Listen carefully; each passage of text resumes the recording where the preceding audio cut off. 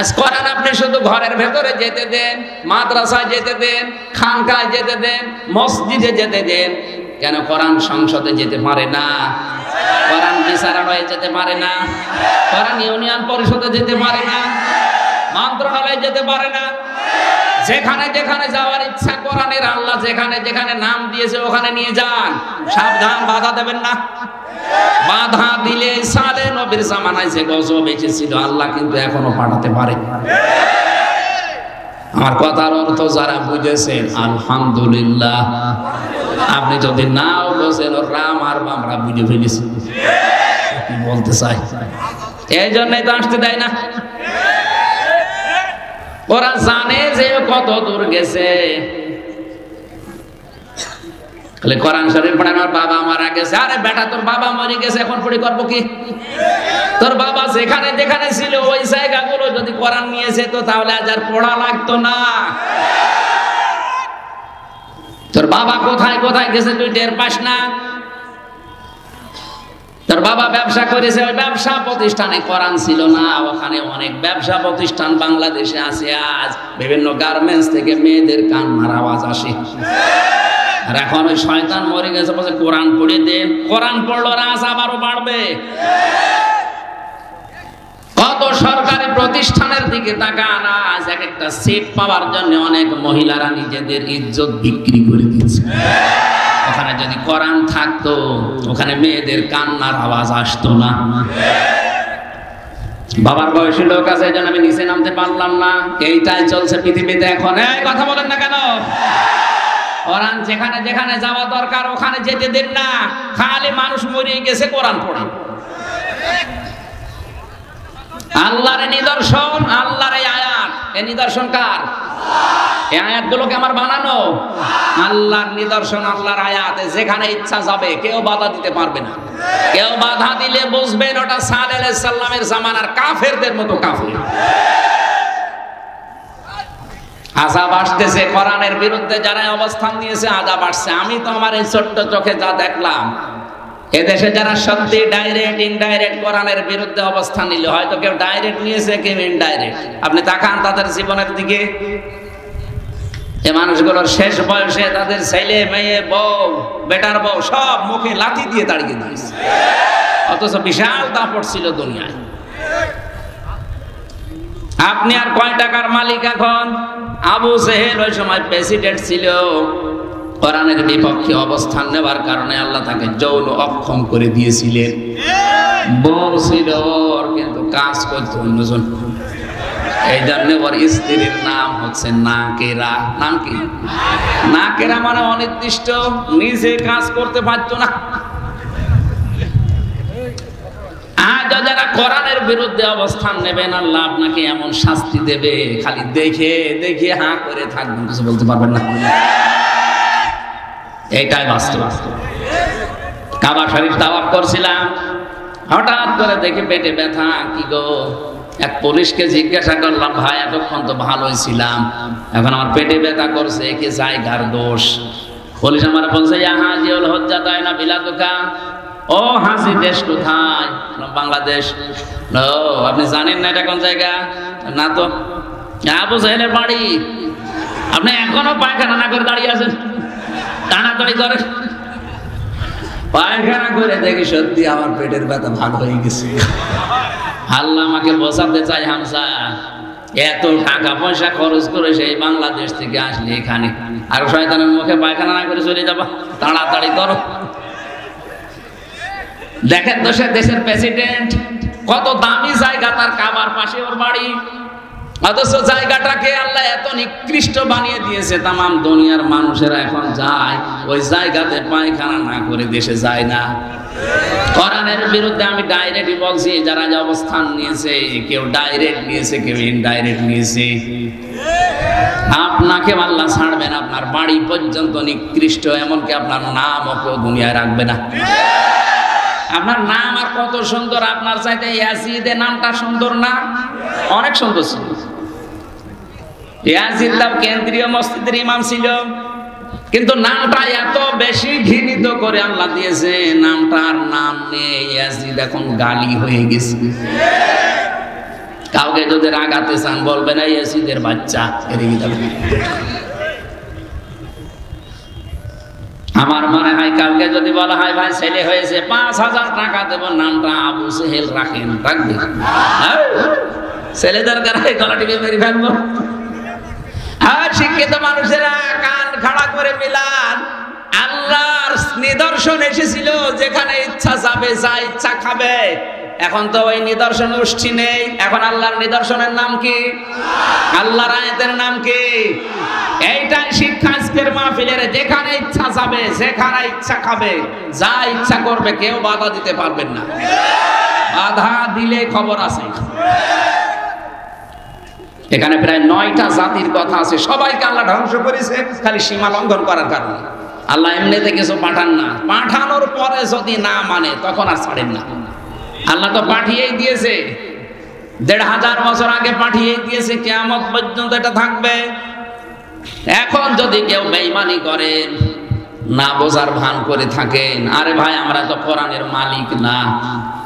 কোরআনের মালিক এই লোকটাও না। কোরআনের মালিক কে বলেন? এই জমিনের মালিক কে? আমরা তো কামলা। কামলা বোঝেন? এই যে কাজ করে খাচ্ছে মাঠে ঘাটে, এই জমিনের মালিক মনে করেন স্বপন সাহেব 5 জন মানুষকে নিয়েছে, যেখানে ধান লাগালাম সারাদিন। মাগরিবের আগে বলছে আপনাদেরকে আমি টাকা দিয়ে দেব। আসরের নামাজের পরে টাকা দিয়ে দেবে আমাদের। কিছুক্ষণ আগে আসরের সময় হতে আর মাত্র 5টায় সময় টাকা দেবে, 10 মিনিট বাকি আছে। কয়েকজন মস্তান এসে মোটরসাইকেল নিয়ে বলছে ধান সব তুলে ফেলবো।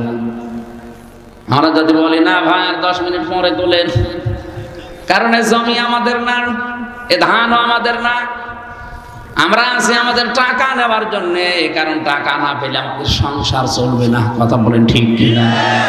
এরপরেও যদি মস্তান বলে না তুলেই ফেলবো, তখন মারামারি হওয়ার সম্ভাবনা নেই। মালিক তো নেই, আমরা তো কামলা, আমরা তো জন, মুনিশ, পাট, লেবার যাই বলেন। অন্তত আমাদের বেতন পাওয়ার জন্য হলে এই লোকগুলোকে এখন ঠেকাতে হবে। ঠেকাতে গিয়ে ধস্তাধস্তি, মারামারি, হাতাহাত, মেরেও ফেলা লাগতে পারে, কারণ আমাদের টার্গেট বেতন। আমাদের টার্গেট কি?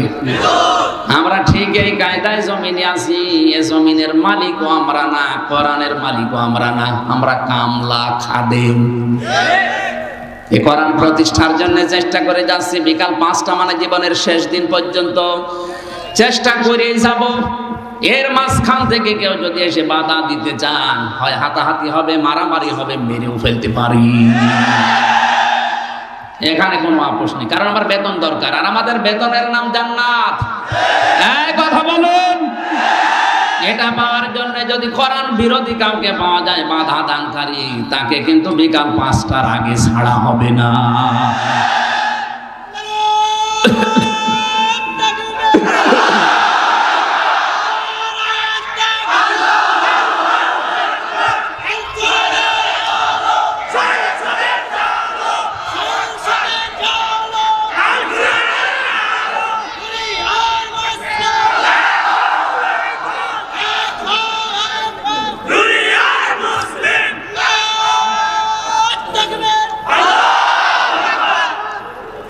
এখানে যে 9টা নবীর নাম আমি বিস্তারিত না বলে একটাই শুধু শেষ করলাম। যদি আল্লাহর নিদর্শনকে, আল্লাহর আয়াতকে কেউ প্রতিহত করেন, বাধা দেন, কি আসবে? শাস্তি। কি আসবে? শাস্তিগুলো কিন্তু চলে আসতেছে একটা একটা করে। দ্বিতীয় নম্বরে আল্লাহ তাদেরকে সবচেয়ে বেশি ঘৃণা করেন যারা জালেম, যারা অত্যাচারী। জালেম মানে যেই জিনিস যেখানে রাখা দরকার ওইটা ওই জায়গায় না রেখে অন্য জায়গায় রাখে যারা, তারাই আল্লাহর দৃষ্টিতে জালেম। আপনি যে কোনো ধর্মের হন, আপনি সত্যি করে মন থেকে বলেন তো কোরআনে কারিম আসলে থাকা দরকার সবচাইতে উপরে না পায়ের কাছে? আরে ভাই উপরে তো আপনি আর রাখেন না। উপরে রাখতে গেলে রাজনীতি মনে করেন আপনি, এটা তো রাখার দরকার উপরে।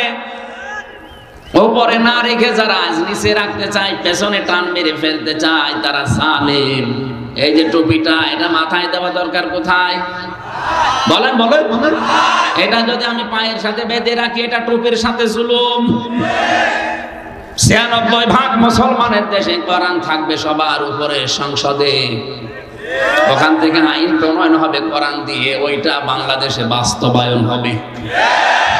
এগুলো না করে যারা আজ মানুষের তৈরি করা আইনগুলো কায়েম করার জন্য চেষ্টা করছেন, আপনি জালিম। শিক্ষিত মানুষের জন্য আমি নাম নিলাম না, আপনি বুঝে ফেলেছেন। আপনি আল্লাহর কাছে ঘৃণিত যারা কোরআনের আইন বাদ দিয়ে মানুষের আইন তৈরি করা প্রতিষ্ঠা করার জন্য চেষ্টা চালাচ্ছে। ৩ নম্বরে আল্লাহ তাদেরকে বেশি ঘৃণা করেন যারা অহংকারী। এই পৃথিবীতে অনেকে সম্পদের অহংকার করা, ক্ষমতার অহংকার করার কারণে আল্লাহ ঘৃণিত বানিয়ে বিদায় দিয়েছে, যেমন কারুন। সূরা কাউসারের ভেতরে বিস্তারিত লেখা আছে কারুনকে আল্লাহ এত শাস্তি দিয়েছেন কঠিন এই অহংকারের জন্য, সম্পদের অহংকার করেছিল। মুফাসসির লিখেছেন আল্লাহ এখনো পর্যন্ত প্রতিদিন ওরে মাটির ভেতরে 1 বিঘত করে গাড়তেছে, কিয়ামত পর্যন্ত 1 বিঘত করে মাটির নিচে গাড়তেই থাকবে। বলেন নাউজুবিল্লাহ। ৪ নম্বরে আল্লাহ তাদেরকে পছন্দ করে না যারা অপচয় করে, অপব্যয় করে। এখানে দুটো গুরুত্বপূর্ণ শব্দ আছে, এইদিকে তাকান। অপচয় আর অপব্যয় আরবিতে শব্দ হচ্ছে দুইটা, একটা হচ্ছে ইসরাফ আর একটা হচ্ছে তাবজির। ইসরাফ কাকে বলে? এ লোকটা 2 কেজি আম লাগবে পরিবারে, টাকার গরমে 10 কেজি আম কিনে 8 কেজি পচাচ্ছে আর 2 কেজি খেয়েছে, এটার নাম ইসরাফ, এটা হারাম। আম কেনা জায়েজ নেই, কথা বলেন না কেন? কিন্তু বেশি করে ফেললেন আপনি, এটার নাম ইসরাফ। আর তাবজির কাকে বলে? যেটা কেনা জায়েজ নেই ওইটা যদি কেউ টাকা দিয়ে কেনে, যেমন মদ, বিড়ি, কথা বলছেন না? সুতরাং যারা বিড়ি কেনেন, সিগারেট কেনেন, মদ কেনেন, এটা হচ্ছে তাবজির। ওই যে আলু কিনে বা আম কিনে টাকা নষ্ট করেছে, ওইটা হচ্ছে ইসরাফ। আর কেউ যদি টাকা নষ্ট করে মদ কিনে, বিড়ি কিনে, সিগারেট কিনে, সেটা হচ্ছে তাবজির। আর তাবজির যে করে সে আর মানুষ থাকে না, সে শয়তানের ভাই হয়ে যায়। আমার এই ছোট্ট জীবনে পুরা কোরআন শরীফ আমি প্রায় এই জেলখানায় প্রায় 250 বারের উপরে পড়লাম পুরাটা। আমার যতটুকু জ্ঞান আছে আমি দেখেছি পুরা কোরআনে কোনো জায়গায় আল্লাহ শয়তানের ভাই বলে কাউকে উল্লেখ করেননি, শুধু একটা মানুষকে শয়তানের ভাই বলেছে, ইন্নাল মুবাযযিরিনা কানু ইখওয়ানাশ শায়াতিন। যারা অপচয় করে এরা শয়তানের ভাই, আর শয়তানের ভাই তো শয়তানি। কথা বলেন এখন। তাহলে ইসরাফ আর তাসরিফ, তাফসীর বুঝলেন যে বৈধ জিনিস কেনার ক্ষেত্রে বাড়াবাড়ি করা, বেশি খরচ করা, এটা ইসরাফ, এটাও হারাম। আর অবৈধ জিনিস কেনার ক্ষেত্রে টাকা পয়সা খরচ করা, এটা তাফসীর দুইটাই হারাম। তাই একটা একটু বেশি খারাপ আর একটু আল্লাহর কাছে একটু কম খারাপ, দুইজনকে আল্লাহ পছন্দ করেন। 3-5 নম্বরে যারা আমানতের খেয়ানত করে, পাপী যারা। কোরআন জানিয়েছে কুলু ওয়াশরাবু ওয়ালা তুসরিফু, খাও পান করো কিন্তু ইসরাফ করবা না। অথচ এটা আজ বাংলাদেশে বেশি চলছে। আমানতের খেয়ানত মানে আমরা মনে করি 10,000 টাকা দিলাম, ওই টাকা আর ফেরত দিল না, এটা আমানতের খেয়ানত করলো না। এটা তো এক প্রকার আমানতের খেয়ানত। সবচাইতে বড় ওইটা যে চেয়ারে বসার যোগ্যতা রাখে না, সে জোর করে যদি বসানো হয়, এটা আমানতের খেয়ানত। আপনি বিবেক দিয়ে বলেন তো এটা বাংলাদেশে হচ্ছে না হচ্ছে না? সবচাইতে বেশি হচ্ছে। আর বলতে গেলে হামজা খারাপ হয়ে যায়। আরে ভাই, আপনি তো আমানতের খেয়ানত করে বসে আছেন, আপনার যোগ্যতা আছে চেয়ারে বসার? যে সিস্টেমে বসেছেন ওই পুরাটাই তো ভেজাল গলদ। এখানে বসার কথা যার ছিল তারে আপনি বসতে দেন না, জোর করে তাহাজ্জুদের আগে কাজ করে নেন। এখানে আমাদের উচিত হচ্ছে যেখানে যেখানে যার বসা, ওখানে যদি তাকে না বসিয়ে অন্য কাউকে বসানো হয়, এটা খেয়ানত। আর খেয়ানত যারা করেছেন, এর সাথে যারা সম্পৃক্ত, তাদেরকে আল্লাহ ঘৃণা করেন, ঘৃণা করেন, ঘৃণা করেন। এখন যদি বলেন না এটা উল্টিয়ে আমাদের পক্ষে দেন, আমি দেবো। আয়াত আছে, হ্যাঁ, কোন আয়াত আছে আপনার পক্ষে? সব আপনার বিপক্ষে। এই জন্যই তো হতে দেয় না। তা আপনি হতে দেন না, আপনি তো আরো নিজের ক্ষতি করছেন। 6 নম্বরে তারা যারা ফাসাদ সৃষ্টি করে, বিশৃঙ্খলা তৈরি করে। 7 নম্বরে যারা মন্দ কথা বলে, মন্দ কাজ করে, এদেরকে আল্লাহ সব চাইতে বেশি ঘৃণা করেন। বলেন নাউজুবিল্লাহ। মা বোন যারা এসেছেন, আপনাদের 2 মিনিটে গুরুত্বপূর্ণ 2টা পয়েন্ট বলছি, ভালো করে খেয়াল করবেন। এই পৃথিবীতে একজন মহিলাকে জিন্দা অবস্থায় আল্লাহ সালাম দিয়েছে, আর একজন মহিলাকে জীবিত অবস্থায় জান্নাতে ঘর দেখিয়েছে। 2 জনই পেয়েছে এটা স্বামী ভক্তির কারণে। আজ দিন দিনে অভ্যাসটা মেয়েদের উঠে যাচ্ছে। সামনে রমজান মাস আসতেছে, একটা পরিকল্পনা করবেন। যতটুকু আপনার সামর্থ্য আছে ওই অনুযায়ী আগে থেকেই বাজার ঘাট করে রেডি হয়ে একটা মজবুত কোমরে দড়ি বেঁধে মনে করবেন যে আমি লেগে গেলাম রমজান মাসটায়, অন্তত ইবাদত বন্দেগী করে পেছনের অপরাধ মাফ করে আমি নিষ্পাপ বেগুনাহ হয়ে যাব। আর রোজার মাসে যদি খালি মার্কেট এগুলোই করতে থাকেন, তাহলে আল্লাহকে সময় দেবেন কখন? খাদিজাতুল কুবরাকে আল্লাহ সালাম দিয়েছে তার স্বামী ভক্তির নিদর্শন হিসাবে। এক শ্রদ্ধা স্বামীর প্রতি দেখিয়েছে, নিজের জীবনের সব কিছু স্বামীকে দিয়ে দিয়েছে, সম্পদাদি। আল্লাহ খুশি হয়ে তাকে দুনিয়াতে জীবিত অবস্থায় একজন মহিলাকে সালাম দিয়েছেন। বলেন সুবহানাল্লাহ। আর একজন মহিলাকে আল্লাহ শুধু সালাম না, তাকে জান্নাতের ঘর পর্যন্ত বানিয়েছেন। তার নাম আসিয়া। তিনিও স্বামীর প্রতি বরদোয়া দেননি।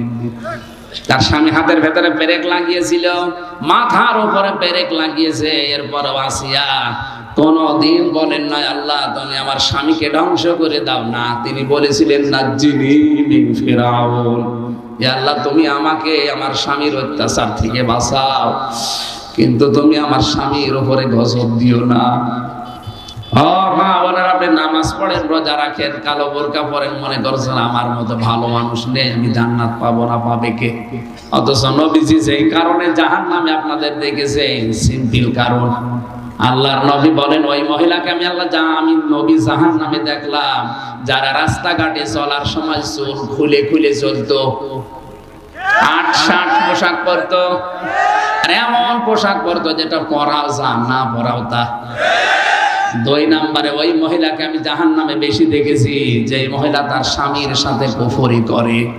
সারা জীবন লোকটা আপনার পেছনে শ্রম দেয়, মাথার ঘাম পায়ে ফেলে, হঠাৎ একটা সাবান কম হলে আপনি বরদোয়া দিয়ে দেন, গালি দেন যে তোর বাড়িতে এসে কিছুই পেলাম না। আপনার পেছনের সব আল্লাহ ধ্বংস করে দিয়েছে। আল্লাহ মেয়েদেরকে খাদিজাতুল কুবরার মতো, হাজরাতে আসিয়ার মতো যেন স্বামী ভক্তা হবার তৌফিক দান করেন। আমি বাস্তবে এই জেলখানাতে স্বামী স্ত্রীর অধিকাংশ পরিবারের এই যে সমস্যার কারণে জেলে মানুষ বেশি গেছে। 100 জনে প্রায় 60 জন তো হবে, হয় বউ মার্ডার করা, না বউ আদমারা করে ফেলেছে, এরকম মানুষই বেশি। এখন স্বামী স্ত্রীর দাম্পত্য কলহ কি করে তৈরি হয়, কি করে এই গন্ডগোলগুলো হয়, আর এটা বাঁচানোর সিস্টেম কি, এগুলো আমি টুকে, ওখানে তো খাতা কলম দেয় না, তাও টুকেছিলাম আস্তে আস্তে কারারক্ষের মাধ্যমে এটা বের করি। পরবর্তীতে বই করেছি, ওই যে গাড়ি আছে না সাদা গাড়ি, এটা আমার নাই, এই গাড়িতে বইগুলো আছে। স্বামী স্ত্রীকে কিনে দেবে আর স্ত্রী স্বামীকে দেবে, দিয়ে বলবেন বইটা 130 পৃষ্ঠার বইটা পড়ো, 10 দিন 15 দিন 1 মাস ধরে পড়ো। দাম্পত্য জীবনে কলহ কি করে তৈরি হয়, আর এটা বাঁচানোর সিস্টেম কি? আজ পরকীয়া প্রেমে দেশ চেয়ে যাচ্ছে, এটার আযাব এবং শাস্তির ধরনগুলো ওখানে দেওয়া আছে। যাওয়ার সময় এগুলো নিয়ে যান, পরিবারস্থ লোকদেরকে পড়ান, আস্তে আস্তে জীবন গঠন করেন। আমিন। বারাকাল্লাহু লানা ওয়া লাকুম ফিল কুরআনিল আযীম। আমি আপনাদের কাছে দোয়া নিয়ে, দোয়া চেয়ে, লোকটার জন্য বিশেষ করে দোয়া চেয়ে শেষ করছি। আমি মুসাফির এবং অসুস্থ হয়ে আছি, আমার এখনো স্বাভাবিক হয়নি শরীর, কারণ 3টা বছর আমি এক ঘরে থেকে সব এলোমেলো হয়ে গেছি। এরপরে এখনো মজলুম অবস্থায় আছি, সব জায়গায় কোরআনের কথা আমাকে বলতে দেয় না, আমি সবচাইতে বড় মজলুম এখন। ওয়াকাতিলু ফি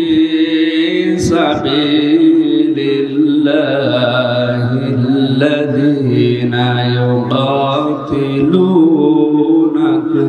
ওয়া লা তা'তাদু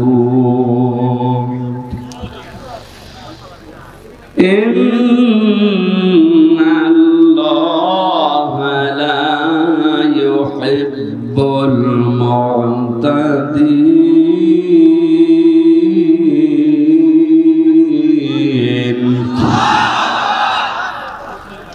صدقت يا ربنا.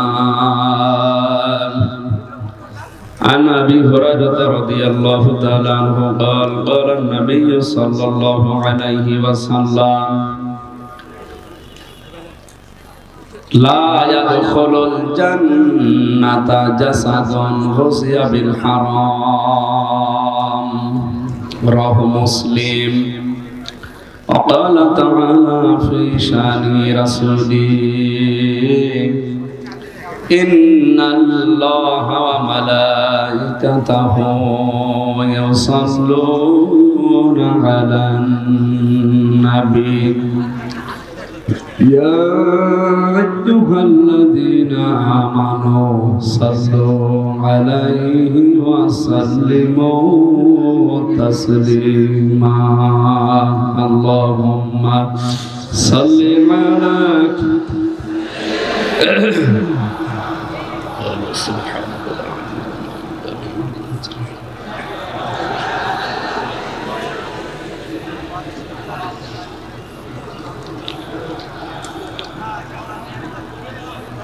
খেয়ে না খেয়ে দিন প্রচারের কাজে নিজেকে দিয়ে সবিলিয়ে তায়েফের কাফেরেরা চিনল না আলো দুষ্ট ছেলেদের পিছু দিল লেলিয়ে পাথরের আঘাতে ক্ষত বিক্ষত হয়ে সারা শরীর থেকে রক্ত ঝরে। হে রাসূল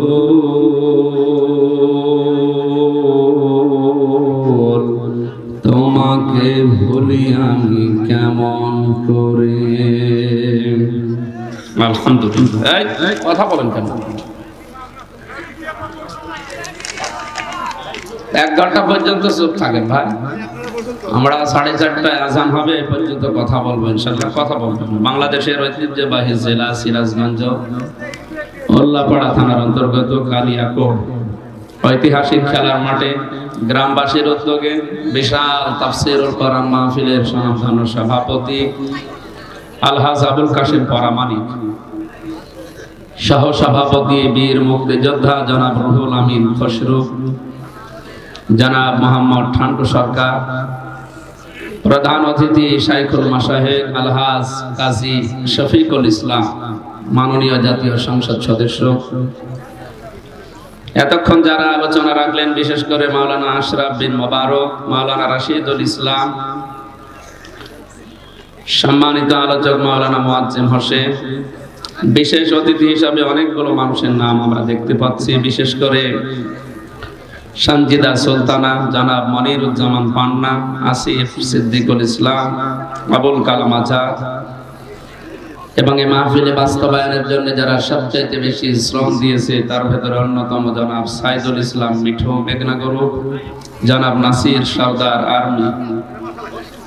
সার্বিক পরিচালনায় আছে মানবিক পুলিশ নামে খ্যাত আপনাদের এলাকার সন্তান আমার বড় ভাই জনাব মোহাম্মদ আকরাম হোসেন স্বপন। এখানে আরো অনেক মানুষের নাম আছে, একবারে দোয়া করে দিই নাকি? মানুষের নাম তো একটা একটা করে দোয়া করতে গেলে দেখা যাচ্ছে ওইটাই সময় কেটে যাবে। রফানা লাকা যিকরা। আল্লাহ এদের মর্যাদার সম্মান আমরা শুধু দুনিয়া না মরণের পরেও চাই আল্লাহ যেন দান করেন, বলেন আমিন। মঞ্চে বসা সম্মানিত ব্যক্তিবর্গ, সামনে বসা মুসলমান ভাইরা, পর্দার আড়ালের সম্মানিতা মা এবং বোনেরা, প্রশাসনের ভাইরা, প্রাণ প্রিয় সিরাজগঞ্জ পাবনাবাসী,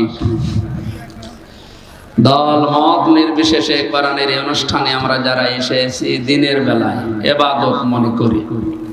এটা কি বলেন তো? এটা ইবাদত চলছে। এই হালকা কমিয়ে দেন। ইবাদত যেভাবে করা লাগে হয়তো সেভাবে হচ্ছে না, কারণ ইবাদতে দাঁড়িয়ে কথা বলা যায় না। কথা বলা যায়, এদিক ওদিকে তাকানো যায়, তারপরও যতটুকু চেষ্টা করেন যেন কথা না বলা হয়, কারণ কোরআনে কারিমের আলোচনা আরম্ভ হলে কথা বলা এটা একেবারে নিষিদ্ধ।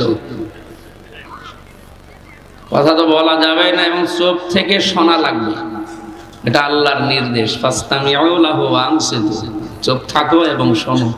এই দুইটা কথা আমরা একটু মেনে ঘন্টাখানিক সময় আমরা ব্যয় করছি, কারণ কোরআনে কারিমের কোন আয়াত বোঝার জন্য কেউ যদি 1 ঘন্টা ব্যয় করে, নবীজি বলেন ও যদি নাও বোঝে তাও 500 রাকাত নফল নামাজের সওয়াব পাবে।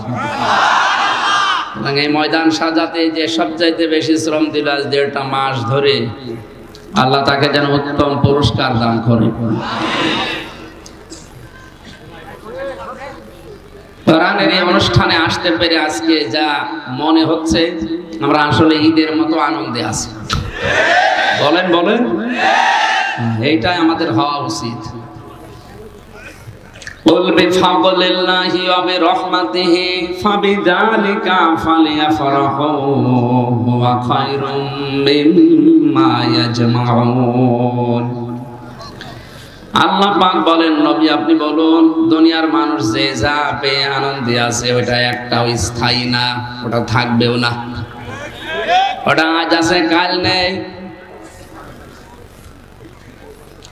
পৃথিবীতে শুধু স্থায়ী সম্পদ যেটা, সেটা কোরআনে কারীম। এটা আমি আল্লাহর কাছেও শ্রেষ্ঠ সম্পদ। হয়তো এখন আপনি চোখ বন্ধ হয়ে গেলে,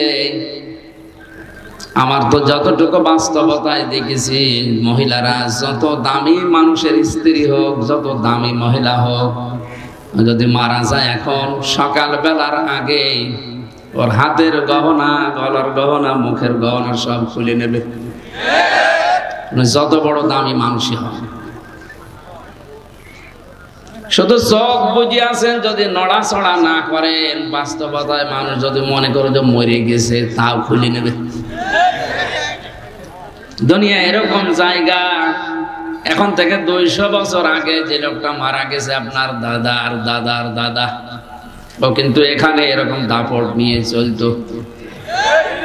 ওই লোকটা 200 বছর পরে এখন যদি জীবিত হয়ে এই কালিয়াগড় এলাকায় এসে ওই বাড়িতে গিয়ে বলে, এটা আমার পৈতৃক বাড়ি, আমি 200 বছর আগে এখানে ছিলাম। 200 বছর আগের কথা যদি বলে লোকটা সত্যি যদি আসে, এ মানবে কিসের পৈতৃক বাড়ি?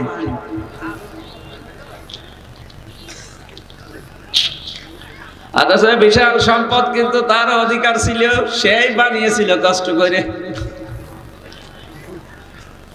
আল্লাহ পাক এই সমস্ত দিকে তাকিয়ে জানিয়েছে, আমাল হায়াতুদ দুনিয়া ইল্লা মাতাউল গুরুর।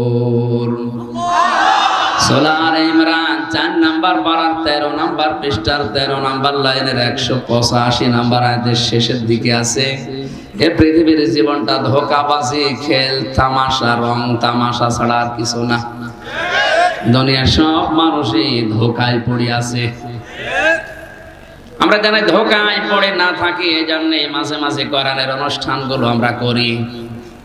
আলহাকুমুত তাকাসুর হাত্তা যুরতুমুল মাকাবির।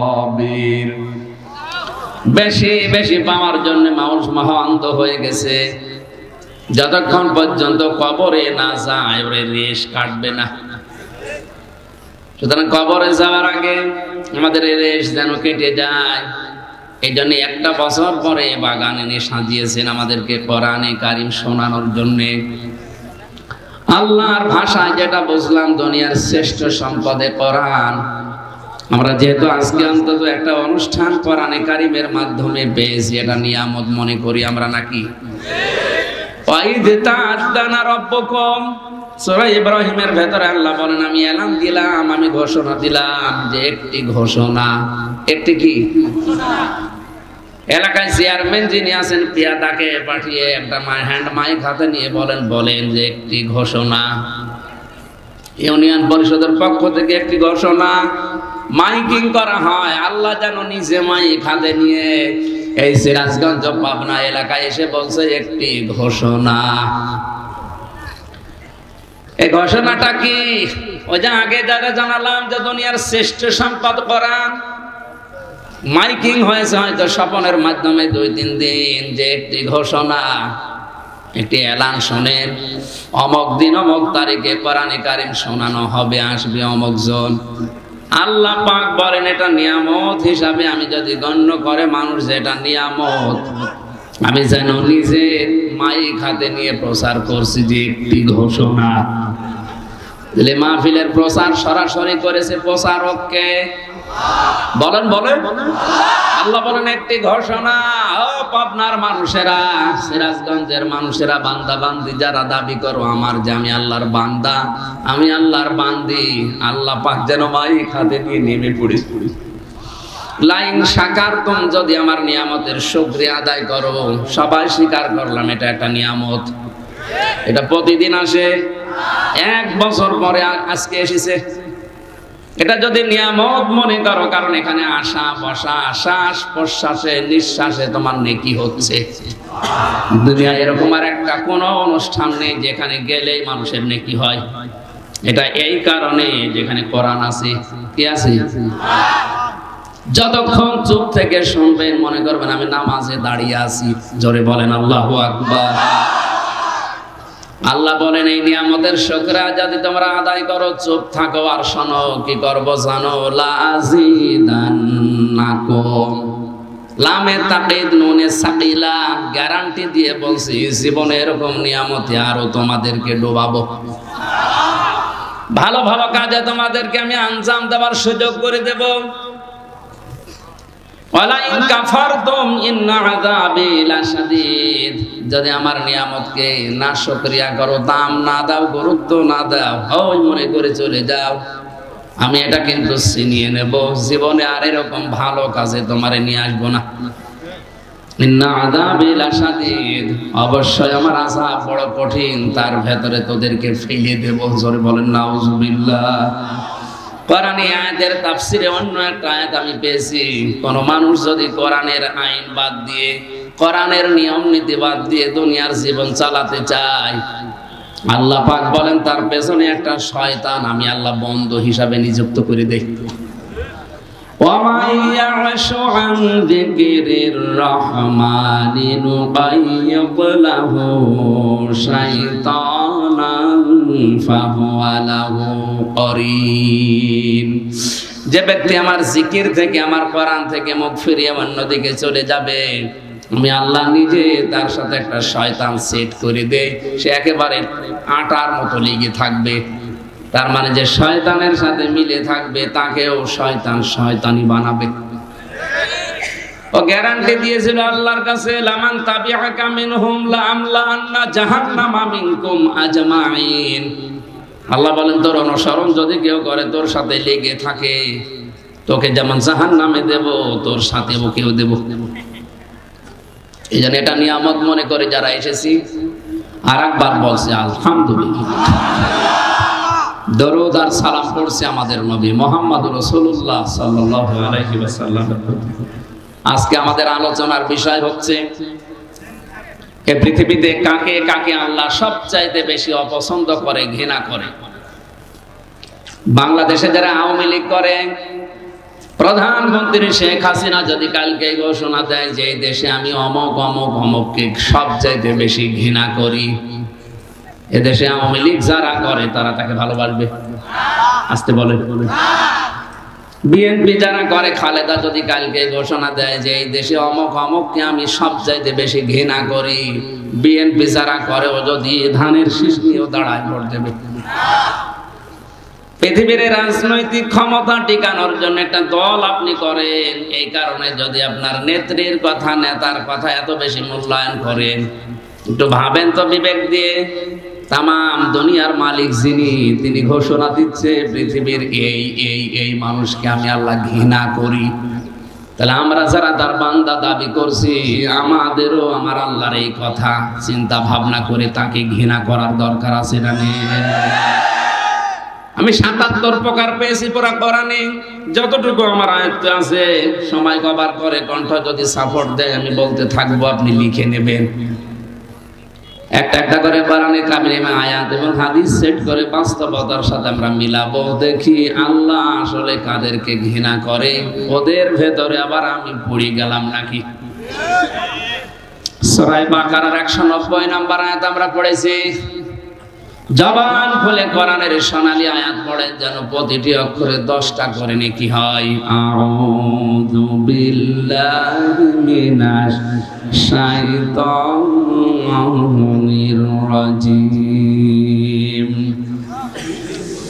বিসমিল্লাহির রহমানির রহিম। ওয়াকাতিলু ফি সাবিলিল্লাহিল্লাযীনা ইউকাতিলুনাকুম ওয়া লা তা'তাদু ইন্নাল্লাহা লা ইউহিব্বুল মু'তাদিন।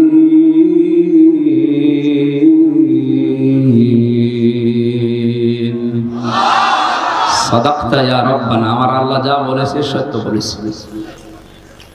সূরা বাকারা 286টা আয়াত আছে, 40টা রুকু আছে, মাত্র একটা আয়াত পড়েছি আমি। এই আয়াতের ভেতরে মূল কথা হচ্ছে আল্লাহ কাদেরকে দুনিয়ায় সবচাইতে বেশি অপছন্দ করে, ঘৃণা করে, বলেন নাউজুবিল্লাহ।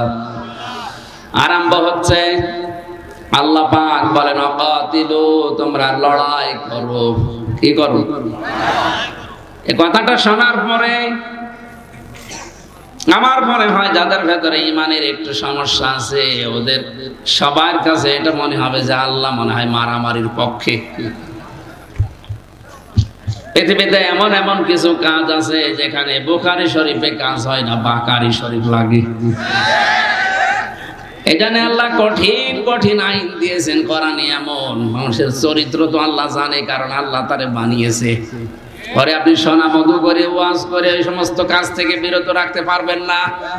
ওই জায়গায় লাগবে বাকারি। কি লাগবে?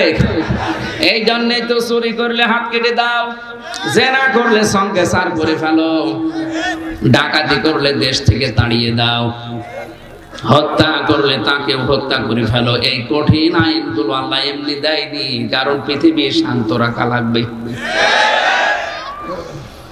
এই দেশে কোরআনের পাখিরা 50 বছর ধরে সুদের বিরুদ্ধে কথা বলেছে, কোরআন দিয়ে হাদিস দিয়ে আজও দেশে বলতে আছে। আমার মনে হয় যত বলা হচ্ছে সুদ তত বাড়ছে। এই যে জমিনটা আছে, স্বপন ভাইকে যদি বলে আমি 1 লক্ষ টাকা দিলাম, 1 বিঘা জমি আমারে দেন, আমি চাষ করে খাবো, যখন আপনি টাকা ফেরত দেবেন তখন জমি নিয়ে নেবেন। এটা এলাকায় আছে, এটার নাম কি? এই কট নেওয়া যায়, এটা সুদ। আর আমরা সবাই এখানে কম বেশি জানি, নারী পুরুষ সবাই, যে সুদ খেলে মায়ের সাথে জেনা করার গুনাহ হয়। সুতরাং এই কট নিয়েছেন কারা? হাত তোলেন তো। না, এটা আমরা হাসির খোরাকি না, আমরা ওয়াজ এখন থেকে আমল করবো। আরে ভাই, আমার ইবাদত বলতে গিয়ে ওয়াজ যদি কবলই না হয় তো ছাতা করে আমি করবো কি? বলেন, কট নিয়েছেন যারা একবার আল্লাহু আকবার বলে হাত তোলেন। অনেক টুপিওয়ালা দাড়িওয়ালা মানুষও এই কাজ করছে। তার মানে এই কাজটা আপনারা কি এলাকায় জায়েজ মনে করেন না হারাম মনে করে করেন? জায়েজ না, এটা জায়েজ। এখন হারাম পেটের গায়ে হাত, এটা তো ফতোয়া বানিয়েছে মানুষ যে জান বাঁচানো ফরজ, জান বাঁচানোর জন্য মিথ্যা কথা বলা জায়েজ আছে। কে বলেছে আপনাকে ফতোয়া? আপনি কি নতুন নতুন ইসলাম বানাবেন? না, পেটের দায় বলেন আর যে দায় বলেন হবে না। হারাম কাজে যাওয়া যাবে না, অন্য কোনো পন্থা অবলম্বন করা লাগবে না। এটা জায়েজ করার জন্য যে সূরত গুলো আছে ওইগুলো করা। আমি এই যে 10,000 টাকা দিলাম, এই 1 বিঘা জমি আমি 1 বছর করে খাবো, ওই টাকা আমার আর ফেরত দেওয়া লাগবে না। এই খেয়ে দেয় এসব কি বলে, এইটা তো আপনারা করেন না। না, কিছু মানুষ আছে এটাকে লস হয়ে বলে করতে চায় না। আমি প্রথম আয়াত তো ওইটাই শুরু করেছি যে দুনিয়া কিন্তু ধোকার জিনিস। আপনি এসেছেন খালি গায়ে খালি পায়ে, ন্যাংটা যাবেন ওই রকম, মাঝখানে 70-80 বছর একটু চাষ করে যাবেন নাকি? আমার বিশাল জীবন পড়ে আছে, ওইটাই যদি ধ্বংস হয়ে যায় এই 60-70 বছরে কি হবে? এই জন্য পেটের দায় বললে আর এ দায় ও দায় হবে না, আমি তার উদ্বুদ্ধ করতে পারি না, আর আমার হাতে সে ক্ষমতাও এখন নেই। যাদের হাতে এইটা আছে এই মানুষগুলো যদি চেষ্টা করতো যাকাত ভিত্তিক অর্থনীতি বাংলাদেশে যদি কায়েম করতো, 53 বছর দেশটা স্বাধীন হয়েছে, এই দেশে সুদের 4 আনাও থাকতো না। ওই আফগানিস্তানে তো সুদ নেই, ওদের দেশ চলছে না, বলে যে না আমরা বাঁচবো না। বাঁচবেন না মানে আল্লাহর বিধান যেখানে মানুষ মানবে না সেখান থেকে আল্লাহ বরকত তুলে নেবে। চর্ম চোখে মনে হবে আমরা অনেক উন্নত হচ্ছি। এই মাইকে ওই সাউন্ডটা ঠিক করে দেন ভাই, যারা দায়িত্বে আছেন ওই সাউন্ডটা ঠিক করে দেন। ঠিক আছে, চুপ করে। আমার ভাইরা, আমি মাসলাটা বলার জন্য পর্যন্ত গিয়েছিলাম, এবার আমি তাফসিরে প্রবেশ করছি। ফাকাতিলু ফি সাবিলিল্লাহ, তোমরা লড়াই করো, সংগ্রাম করো, হত্যা করো, কতল করো আল্লাহর রাস্তায়। এই শব্দটার ব্যাখ্যা করতে গিয়ে আমার মনে হচ্ছে আল্লাহ কতলের পক্ষে, মারামারির পক্ষে। এই কারণে উনি পক্ষে কথা বলেছেন, কারণ দুনিয়ার মানুষের চরিত্র উনি জানে। পুলিশগুলো মানুষকে ডান্ডা দিয়ে ঠান্ডা করে এমনিতে না, কিছু মানুষের চরিত্র ওই রকমই। জেলখানায় 3টা বছরে আমি বাস্তবতা অনেক কিছু দেখেছি। এমন এমন মানুষ জেলে আছে 30 বছর 32 বছর জেল খাটছে, ওর কোনো পরিবর্তন নেই। ও আগে যা ছিল এখন তার চাইতে আরো বেশি হয়েছে, এখন হয়েছে টপ টেরর টিটি। যতদিন না মরবে ততদিন ওর বের হওয়ার কোনো চান্স নেই। বড় বড় আসামির সাথে আমি দেখেছি, বাংলাদেশে ওদের মতো আসামি আর নেই।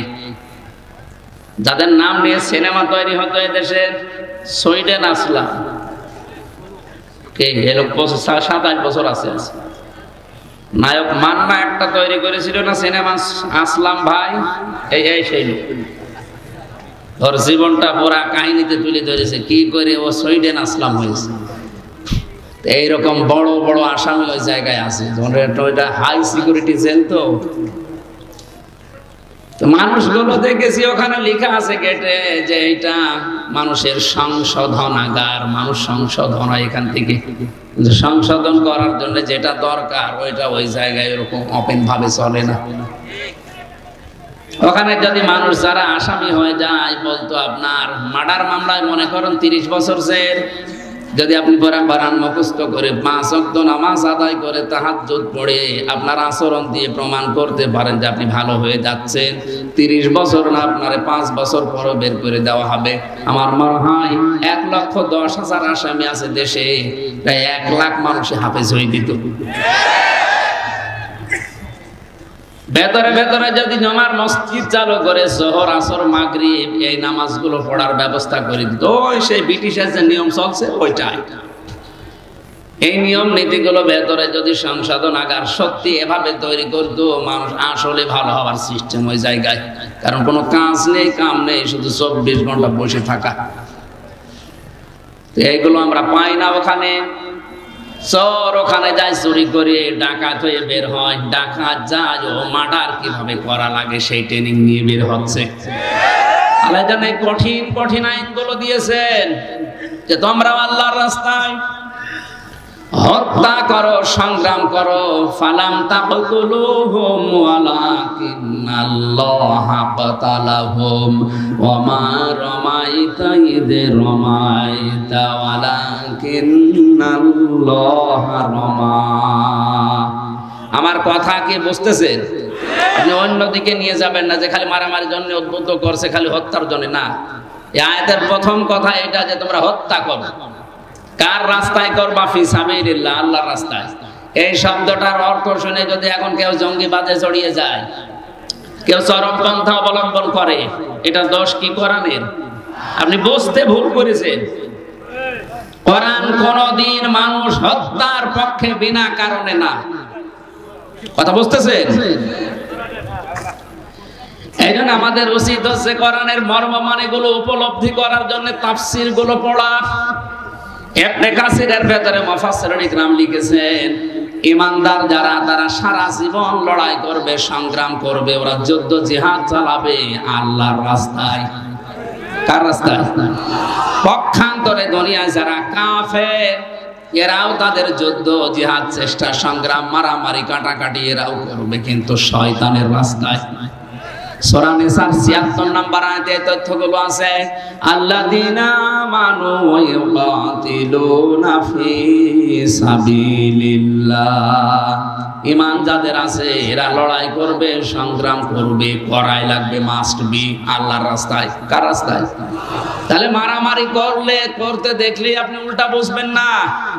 এদের মারামারি তো দুনিয়ার কোন স্বার্থের জন্য না, আল্লাহর আইন দুনিয়াতে প্রতিষ্ঠা করা, কায়েম করার জন্য। আর যারা শয়তানের অনুসারী তারাও মারামারি করবে, হত্যা করবে, তারাও কাটাকাটি মিছিল করবে, কিন্তু রাস্তা হবে শয়তানের। আল্লাহ তাআলা এই কঠিন পরিস্থিতিতেও তাক দিয়েছেন, ইকাতিলুনাকুম, তোমরাও তাদেরকে হত্যা করবা, তাদের বিরুদ্ধে সংগ্রাম করবা, লড়াই করবা। কতটুকু? যতটুকু ওরা করেছে। বিনা কারণে আজ অনেককে দেশ থেকে তাড়িয়ে দেওয়া হচ্ছে, বাড়ি থেকে বের করে দেওয়া হচ্ছে, দখল করে নেওয়া হচ্ছে। এটা যদি এই দেশে না হয়, ফিলিস্তিনে হচ্ছে। কথা বলে না কেন? সুতরাং তাদেরকে বিনা কারণে তাদের মাতৃভূমি থেকে, নিজের বাড়ি জায়গা ঘর থেকে বের করে দিয়ে জোর করে দখল করছে। এদেরকে আল্লাহ আদেশ দিয়েছে, যারা এই অবিচার গুলো করেছে ওদের বাড়ি ঘর থেকে বের করো, ওদেরকেও মারো, হত্যা করো। আপনার জায়গা যদি এরকম কিছু করে, বৈধ জায়গায় বৈধ ট্যাক্স দিয়ে বসে আছি, জোর করে আপনি এখান থেকে তুলে দেবেন, থাকতে দেবেন না, এমন এমন অত্যাচার করবেন যেন আমি চলে যেতে বাধ্য হই। এখন প্রশ্ন আসতে পারে, এরকম কোন জায়গায় হয়? আপনি টের পাচ্ছেন? এক বউ এসে বলছে, কি গো তুমি যে আমারে বারবার পিটাও, আমাকে কি রাখবা না? স্বামী বলছে, কিলের ওজন দেখে টের পাও না?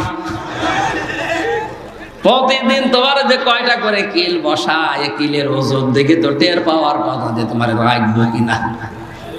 আজ পৃথিবীর অনেকে ইসলাম ধ্বংস করার জন্য বাংলাদেশের দিকে তাকান, একটা একটা করে অনেক কিছু তুলে দেওয়ার চেষ্টায় আছে। এরপরেও আমরা যদি প্রশ্ন করি, কি আমাদের রাখবা না, ইশারা দিয়ে বলে টের পাচ্ছেন না। 1 থেকে মাস্টার্স পর্যন্ত মুসলমানের দেশে নবীজির জীবনী পাওয়া যাচ্ছে না, সাহাবীদের জীবনী পাওয়া যাচ্ছে না, কোরআনের একটা নির্ধারিত অংশগুলো যেগুলো ছিল ওগুলো পাওয়া যাচ্ছে না। তা আপনি কি পড়ে মানুষকে মানুষ বানাবেন? এখন যদি বলেন মানুষ কি তারা না পশ্চিমারা? কিসের মানুষ তারা? যারা নারীতে নারীতে বিয়ে করে, পুরুষে পুরুষে বিয়ে করে, আল্লাহর দৃষ্টিতে এগুলো মানুষের বাইরে চলে গেছে। আর তাদের কালচার শুরু করার জন্য আজ যারা এই সমকামিতাকে প্রমোট করছে, এ দেশকে আপনি ডেড সি বানিয়ে দেবেন নাকি? জর্ডানের দিকে তাকান, লোদ নবীর জামানায় যারা পুরুষে পুরুষে বিয়ে করে এই অন্যায় কাজটা দুনিয়ায় চালু করে আল্লাহ এত রাগ করেছিলেন তাদের উপরে, তাদের পুরা জমিনটাকে জিবরাইল একেবারে মাটি থেকে আকাশে তুলে আষাঢ় দিয়ে ডেড সি বানিয়ে দিয়েছে। আপনি মনে করছেন জিবরাইল এখন আর আসবে না দুনিয়ায়? নাকি আল্লাহর ক্ষমতা এখন শেষ হয়ে গেছে, ক্ষমতা এখন চলছে বুশের? আমাদের সাবধান বাণী উচ্চারণ করা দরকার, সেইটাই আমরা কোরআনের অনুষ্ঠানে করছি। কারণ কি অবস্থায় আপনি নিয়ে যাচ্ছেন, শেষে বলেন তো, এই লোকটা একটা প্রশাসনে চাকরি করার পরেও যদি 10 জায়গায় অনুমতি নেওয়া লাগে, সাধারণ মানুষ কোরআন প্রচার করলে কি করতো? কোথায় নিয়ে যাচ্ছেন? আমি কি এখানে মারামারি করার জন্য, ডাকাতি করার জন্য, চুরি করার জন্য ট্রেনিং দিচ্ছি? 50,000 মানুষও যদি হয়, অন্তত 5 জন মানুষও যদি দিনের দিকে ফিরে আসে, এর জীবন সাকসেস। কিয়ামতে মহান আল্লাহ এর আমলনামা দেখাবে, বলবে তুমি হজ করেছো, বলবে জীবনে হজ করার টাকা কোথায় পাবো? না, তাফসীর মাহফিল দিয়েছিলে, সেখানে হজের বয়ান হয়েছিল, উদ্বুদ্ধ হয়ে অনেক টাকাওয়ালা মানুষ হজে গেছে, যাদের হজ কবুল হয়েছে ওরকম মানুষের আমলনামার সওয়াব তোমাকে আল্লাহ দিয়ে দিয়েছে। এই নেশায় এই পেশায় তো এগুলো করছে, তাছাড়া কম দরকার আছে লক্ষ লক্ষ টাকা খরচ করে আপনাকে দিনের বেলা এখানে নিয়ে এসে রোদের ভেতরে বসিয়ে রাখা। ওই লোকটার উদাহরণ দিচ্ছিলাম এমনিতে না, বাস্তবতা যেটা দেখতে পাচ্ছি। আহারে কি চলছে! কোরআন প্রচার করতে গেলে ৯৬% মুসলমানের দেশে যদি এত বাধা আসে, তাহলে হিন্দুদের দেশে কি হবে বলেন তো? টের পান না কিলের ওজন দেখে যে কি করবো, তোমরা টের পেয়ে গেছি।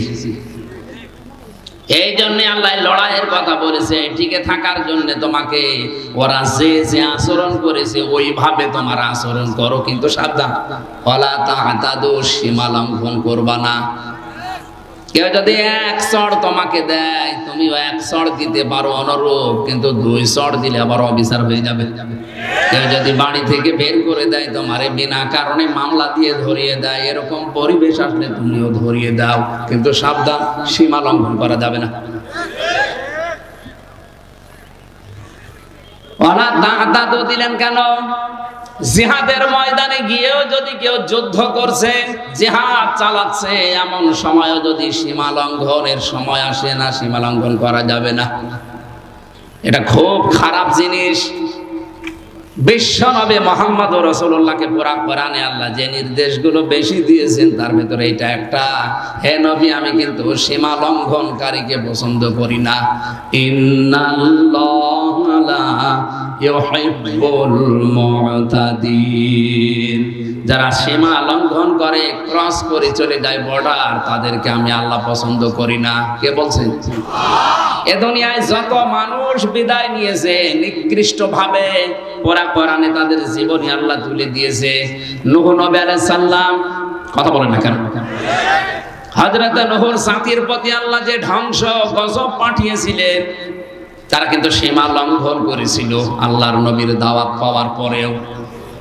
হযরত হুদ আলাইহিস সালাম, তার জামানার লোকেরা সীমা লঙ্ঘন করেছিল। হযরত সালেহ আলাইহিস সালাম, তার সীমা লঙ্ঘন করেছিল জাতির লোকেরা। আল্লাহর নিদর্শন আনতে বলেছে, আল্লাহ পাঠিয়েছে, কিন্তু নিদর্শন পাওয়ার পরে, দেখার পরও মানে না, আর সীমা লঙ্ঘন করে ফেলেছে।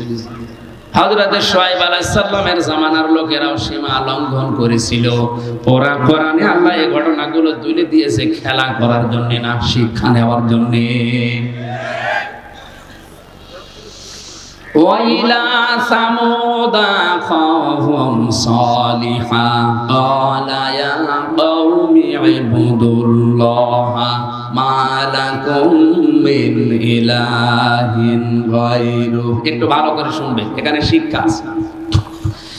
স্মরণ করো ওই সময়ের কথা, যখন আমি সালেহকে, তার বংশ, তার ভাই, তার এলাকার মানুষ যারা ছিল, তাদের কাছে পাঠালাম। হযরতে সালেহ, তিনি আল্লাহর যে আসমানি কিতাব ওই সময় ছিল সহিফা, হাতে নিয়ে বললেন, জাতির লোকেরা, আমি তোমাদেরকে এমন একটা দিনের ভয় দেখাচ্ছি, যেই দিনে বেচা কিনা চলবে না, আল্লাহ ছাড়া কোনো মাবুদ নাই, এই কথাটা স্বীকার করে নাও। কথাটা বলার পরে তারা কিন্তু প্রশ্নের পরে প্রশ্ন তুলেছে, তুমি যদি নবী হও, আমাদের মতো মানুষ হইলে কেন? ওই জামানার মানুষেরা মনে করতো নবী ছাড়া এরা আমাদের মতো মানুষ হবে না, নবী ছাড়া এরা বিয়ে শাদী করবে না, এরা রাজনীতি করবে না।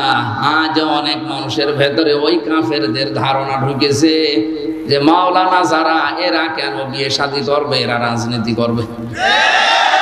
আরে এই ধারণা তো কাফেরদের। قَدْ جَاءَتْكُمْ بَيِّنَةٌ مِّن رَّبِّكُمْ, অবশ্যই তোমাদের কাছে তোমাদের রবের পক্ষ থেকে স্পষ্ট দলিল আর প্রমাণ এসে গেছে, তোমরা মেনে নাও। এই যে সহিফা দেখালেন, তারা বলছে, সহিফা আমরা মানি না, আমরা একটা জিনিস দেখতে চাই, যদি দেখাতে পারেন তাহলে মেনে নেব আপনারে। কি? এই যে বিশাল পাহাড়, এই পাহাড়ের উপরে যে বড় একটা পাথর আছে, ওই পাথরের ভেতর থেকে 10 মাস 10 দিনের গর্ভবতী একটা উটের বাচ্চা বের করে নিয়ে আসা লাগবে। নবীরা কোনো বিপদে পড়লে আগে নামাজে যেতেন, কিসে? আগে সেজদা দিয়ে বলতেন, আল্লাহ তুমি দেখো আমি কি করব এখন। আর আমরা নবীর উম্মতেরা বিপদে পড়লে আগে মাজারে দৌড়ায়। কোন মাজারে না, কোন বাবার কাছে না, কত বড় বিপদ হোক, যত বড় বিপদ হোক, আগে সেজদায় চলে যান। এইটাই নবীর জীবনী, এইটাই নবীদের সুন্নাহ, বিপদে পড়লেই তারা সেজদা দিত। কারণ নবীজি জানিয়েছেন যখন মানুষ সেজদায় চলে যায় তখন আল্লাহর ওই বান্দার মাঝে কোনো পর্দা থাকে না। আলাইসাল্লাহু বিকাফিন আবদা, আমি কি আমার বান্দার জন্য যথেষ্ট না যে ও মাজারে দৌড়াবে? এখন থেকে এলাকায় যারা আল্লাহ বাদে অন্য কারো কাছে সাহায্যের জন্য দৌড়ান, এক্ষুনি থেমে যান। আল্লাহ কিন্তু আফসোস করছেন, আলাইসাল্লাহু বিকাফিন আবদা, সূরা জুমারের ভেতরে আছে, আমি কি আমার বান্দার জন্য যথেষ্ট না যে ওর জন্য আবার মাজারে মান্নত করা লাগবে? আপনি বলেই দেখেন না কেন, 30 সেকেন্ড 35 সেকেন্ড 1 মিনিটে আপনি সেজদা শেষ করে দেন, আধা ঘন্টা 1 ঘন্টা একটা সেজদায় পড়ে থাকেন, দেখেন দুনিয়ার যত মজা আল্লাহর ভেতরে রেখে দিয়েছে। বাইরের জগতে আমরাও সময় পেতাম না, এখনো পাচ্ছি না ভালো। জেলখানায় 3টা বছরে যেহেতু অন্ধকার প্রকোষ্ঠে এক ঘরের ভেতরে কন্ডেম সেলের ভেতরে তালাবদ্ধ ছিলাম, আমি বাস্তবতায় দেখেছি কোন মানুষ যদি 2টা 3টার সময় উঠে 1 ঘন্টা 1.5 ঘন্টা একটা সেজদায় চোখের পানি ফেলে মনের কথাগুলো বাংলায়ও বলতে পারে। আমি নিজের কথা বলছি, আল্লাহর কসমে যে কোরআন আমার সামনে, যেদিন 45 মিনিট 1 ঘন্টা সেজদায় পড়ে কাঁদতেছি, মনে হচ্ছে দুনিয়ায় স্ত্রী ব্যবহারের চাইতে এটা আরাম লাগছে। আপনি করে দেখেন কত আরাম, কত শান্তি আল্লাহর ভেতরে রেখেছে। সেজদা দেখছে উনি 2.5 সেকেন্ড 3 সেকেন্ড 5 সেকেন্ড 15 সেকেন্ড উঠে পড়ছে, আপনি পাবেন কি? কারণ সেজদায় গেলে মনে হয় যে আল্লাহর কুদরতি পায়ে মানুষ পড়ে আছে। প্রধানমন্ত্রী শেখ হাসিনার কাছে যেভাবে জড়সড় হয়ে আদবের সাথে নড়াচড়া বাদ দিয়ে দাঁড়িয়ে থাকেন, উনি তো তাম পৃথিবীর সব কিছুর মালিক, এরকম বড় মনে করে কেউ যদি ওইরকম দাঁড়িয়ে রুকু দিয়ে সেজদা দিয়ে বলতো আল্লাহ আমি কিন্তু অসহায় হয়ে পড়েছি, মহান আল্লাহ তখন নিজে ফেরেশতাদেরকে বলতেন এইদিকে তাকা, এই মানুষটাই তোরা তৈরি করতে নিষেধ করেছিলি, দেখ কি আদব, সেজদায় পড়ে কিভাবে কান্নাকাটি করছে। মন থেকে যদি সত্যি মানুষ কিছু বলতে পারে ওটা কিন্তু আরশে চলে যায়। আমরা মন থেকে বলতে পারি না, অধিকাংশ কাজ হয়ে যায় আমাদের লোক দেখানো, এই জন্য তাসির হয় না ওর ভেতরে। হযরতে সালেহ সেজদায় পড়ে যখন কথাগুলো আবেগ নিয়ে বলছিলেন, আল্লাহর পক্ষ থেকে আদেশ এসেছে, সালেহ ঠিক আছে তুমি রাজি হয়ে যাও, ওদেরকে নিয়ে আসতে বলো, আমি আল্লাহর মুজিজা তোমার মাধ্যমে দেখাবো। ওখান থেকে ওট নেমে আসতেছে। এবার আমার শিক্ষা দেওয়ার বিষয় যেটা চলে এসেছে ভালো করে, হাদিহি নাকাতুল্লাহি লাকুম আয়াতান ফাযারুহা তাকুল ফি আরদিল্লাহ ওয়ালা তামাসসুহা বিসুইন ফায়াখুযাকুম আযাবুন আলীম। এটা সূরা আরাফ। এই মাইক কার মাইক? মাইক তো ভালো, খারাপ না, মাইক ভালো আছে, কিন্তু এটা রাঙানো মনে হয় ডিস্টার্ব হচ্ছে। আমি এখান থেকে একেবারে শর্টকাটে একটা শিক্ষা নিয়ে আসার জন্য আয়াতটা পড়লাম, জায়গা মতো এসেছে। আর এখন যদি ডিস্টার্ব করেন, এই চুপ করেন, শোনা যাচ্ছে নাকি? যতটুকু শোনা যাচ্ছে ভালো করে পয়েন্টটা শোনেন। কত মানুষ বসে আছে দেখছেন না? এখানে কত আলেম ভেতরে ভেতরে আছে, আপনি টের পাচ্ছেন না? চেহারা আমার অনেকের চেনা আমি দেখতে পাচ্ছি। দেখেন কি সুন্দর করে তারা বোঝার চেষ্টায় আছে। আল্লাহ তাআলা বলেন, হাদিহি নাকাতুল্লাহ, হে সালেহ জাতির লোককে জানিয়ে দাও এটা কিন্তু আল্লাহর উষ্ঠি, আয়াতান এটা আল্লাহর নিদর্শন। এটা কি বলেন বলেন? আয়াত মানে নিদর্শন, এটা আল্লাহর একটা সৃষ্টি, আল্লাহ পাঠিয়েছেন। ওয়ালা তামাসসুহা বিসুইন ফায়াখুযাকুম ফাযারুহা তাকুল ফি আরদিল্লাহ, এর জমিনে ছেড়ে দাও, যেখানে ইচ্ছা যাবে, যা ইচ্ছা খাবে, কিন্তু সাবধান খারাপ কোনো ইচ্ছা উদ্দেশ্য নিয়ে এই উষ্ঠির কাছে আসবা না। যদি আসো ফায়াখুযাকুম আযাবুন আলীম, এই যে আসো যদি, তাহলে সীমা লঙ্ঘন হবে, তখন আল্লাহর আযাব তোমাদেরকে ধরবে। হযরতে সালেহ ঘোষণা দেওয়ার পরে উট যেখানে যায়, যেখানে ইচ্ছা যায়, যা ইচ্ছা খায়। হাজার হাজার বছর আগে নাই উষ্টে আল্লাহ পাঠিয়েছিলেন, ১৫০০ বছর আগে যেটা পাঠিয়েছেন আয়াত হিসাবে, নিদর্শন হিসাবে, পৃথিবীর শ্রেষ্ঠ নিদর্শন, তার নাম কোরআন। কথা বলেন না কেন? হযরতে সালের যে উষ্টে ওটা বিদায় নিয়েছে, ওর কার্যকারিতা মুজিজা শেষ হয়ে গেছে। হযরতে মুসাকে আল্লাহ লাঠি দিয়েছিলেন, উনি কবরে গেছে, লাঠিরও কার্যকারিতা শেষ হয়ে গেছে। এখন আর মিশরের জাদুঘরে ওই লাঠি ছেড়ে দিলে সাফ হয় না। কথা বলেন। হযরতে ঈসা নবী বিদায় নিয়েছে, উনি মারা যাননি, উনি আসমানে আছে, আসবে কিয়ামতের আগে। উনি যেমন হাত দিলে চোখ ভালো হয়ে যেত মানুষের, অন্ধ কুষ্ঠ রোগী ভালো হয়ে যেত, এখনো হযরতে ঈসা নেই, এজন্য কেউ চোখের উপরে আর হাত দিলে চোখ ভালো হয় না। পৃথিবীর যত নবী আল্লাহ কম বেশি তাদেরকে মুজিজা দিয়েছিলেন, আশ্চর্য কোন জিনিস, তারা বিদায়, মুজিজার কার্যকারিতাও বিদায়। মুহাম্মদুর রাসূলুল্লাহকে আয়াত আল্লাহ যা দিয়েছেন, যে মুজিজা দিয়েছেন, এই মুজিজা এই কোরআনে আয়াত আজও আছে না নেই? কিয়ামত পর্যন্ত থাকবে। এই কোরআন যেখানে ইচ্ছা যাবে, যেখানে ইচ্ছা যাবে, যা ইচ্ছা করবে। কথা বলে না কেন? উষ্টকে আল্লাহ বলেছিলেন এরা আমার উষ্টি, তাকুল ফি আরদিল্লাহ, এটা জমিনে খেয়ে বেড়াবে, সাবধান, যা খাবে, যেখানে যাবে কিছু বলতে পারবা না, কারণ জমিন আমি আল্লাহ, এই উষ্টিও আমি পাঠিয়েছি। আল্লাহ তাআলা কোরআনের পক্ষে দলিল দিচ্ছেন, আলা লাহুল খালকু ওয়াল আমরু, এই জমিন আমি বানিয়েছি, জমিনে চলবে আমার বিধান। সুতরাং কোরআনে কারীম যাওয়া দরকার যেখানে যেখানে, ওই জায়গায় যদি কেউ যেতে বাধা দেয়, সে আল্লাহর। আল্লাহুম্মা আমিন। রব্বানা যালামনা আনফুসানা ওয়া ইল্লাম তাগফির লানা ওয়া তারহামনা লানাকুনান্না মিনাল খাসিরিন।